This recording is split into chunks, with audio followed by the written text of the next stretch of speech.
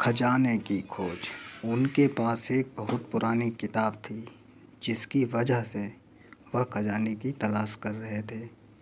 इसलिए वह दोनों दोस्त खजाने की तलाश में एक साथ जाते हैं। उन्हें लगता है कि अगर हमें खजाना मिल गया तो उसके बाद हम आपस में बांट लेंगे और हमें किसी भी समस्या का सामना नहीं करना पड़ेगा। वह उस खजाने की तलाश कर रहे थे क्योंकि उस पुरानी किताब में खजाने का एक नक्शा बना हुआ था जिसकी वजह से वे उस खजाने तक पहुंच सकते थे। यह इतना आसान नहीं था, वह इस बात को जानते थे। फिर भी वह खजाने की तलाश में एक साथ निकले हुए थे, पर जितना आसान लग रहा था उतना आसान नहीं था क्योंकि खजाने की तलाश करते हुए वह रेत के महल की ओर जाते हैं जो उन्होंने कभी नहीं देखा था। शायद उन्हें लग रहा था कि यह रेत का महल उनके खजाने को प्राप्त करने के लिए शायद नज़र आ रहा है। आगे बढ़ते हैं और उन्हें समझ में आता है कि यह रेत का महल बहुत नीचे तक बना हुआ है। ऐसा लगता है कि शायद इसके नीचे रास्ता जाता है। वह दोनों दोस्त उस खजाने की तलाश में हैं, उस रेत के महल के नीचे जाते हैं और उसके बाद उन्हें लगता है कि यहाँ पर खजाना हो सकता है।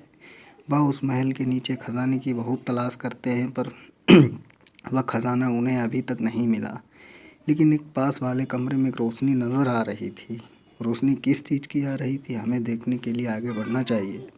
वह दोनों दोस्त उस रोशनी को देखते हुए नीचे की ओर जा रहे थे और उन्हें नज़र आया एक दीपक जो कि जल रहा था, जबकि कोई इंसान नहीं था।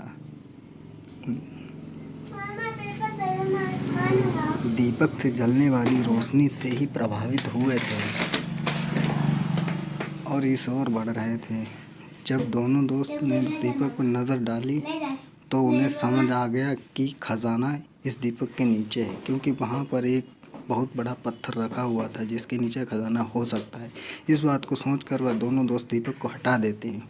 उस पत्थर को हटाने के बाद एक रास्ता नज़र आता है। वह दोनों दोस्त कहते हैं कि हमें समझ नहीं आ रहा है कि हम कहाँ जा रहे हैं। यह रास्ता और अधिक नीचे जा रहा है,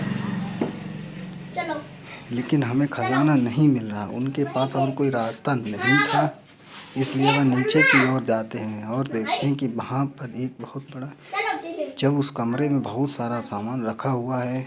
यह सामान किसका बना हुआ है उन्हें इस बात का ज्ञान नहीं था, क्योंकि वहाँ पर बहुत अधिक अंधेरा रहता है जिसकी वजह से पहचान नहीं कर पा रहे थे। उसके बाद पहला दोस्त कहता है कि मुझे दीपक लेकर आना चाहिए जिसकी रोशनी बाहर थी, हमें उसे दीपक की रोशनी से पता चल जाएगा यहाँ पर क्या सामान रखा हुआ है। कुछ समय बाद एक दोस्त दीपक को लेकर नीचे आता है और उस सामान को देखता है तो पता चलता है कि यह तो सोने का सामान है।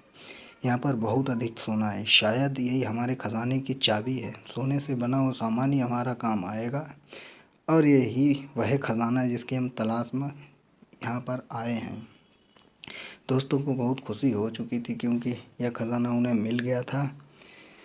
उनमें से एक दोस्त के मन में लालच आ गया था, सोच रहा था कि मुझे अपने दोस्त के साथ एक खजाना नहीं बांटना चाहिए। यह बहुत अधिक खजाना है और मेरे बहुत काम आएगा, इसलिए वह अपने दोस्त को इस खजाने के कुछ भी नहीं लेने देगा। शायद उसके मन में लालच आ गया था। वह अपने दोस्त से कहता है कि तुम ऐसा करो कि बाहर जाकर इस खजाने को ले जाने के लिए इंतजाम करो, मैं धीरे धीरे करके ऊपर लेकर आता हूँ, उसके बाद हम अपना खजाना बांट सकते हैं, उसे घर ले जा सकते हैं। दूसरा दोस्त इस बात को नहीं जानता था कि उसके दोस्त के मन में लालच आ गया था।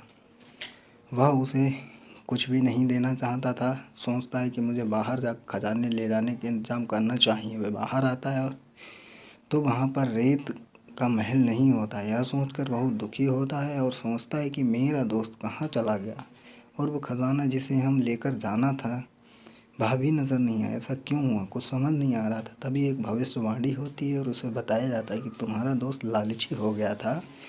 जो भी इंसान लालच करके कोई भी खजाना प्राप्त करता है तो वह खजाना उसके काम कभी नहीं आ सकता, इसलिए वह रेत का महल पूरी तरह ज़मीन के अंदर चला गया है और उसने लालच किया था जिसकी उसे सज़ा मिली है। लेकिन वह कहता है कि मैंने तो कोई लालच नहीं किया था, मुझे तो खजाना नहीं मिला। तभी वह अपने पैर के पास एक बहुत बड़ा हीरा देखता है जिसे बेचकर वह अधिक धनवान का लाभ हो जाता है। दोस्त कहता है कि वह मेरा बहुत अच्छा दोस्त था, अगर उसने लालच न किया होता तो शायद उसके साथ ऐसा नहीं होता। उसके बाद वह अपने घर वापस चला जाता है। जो उसे खजाना मिल गया था वह इतना खुश नहीं था क्योंकि उसका दोस्त उसके साथ नहीं था। Thanks for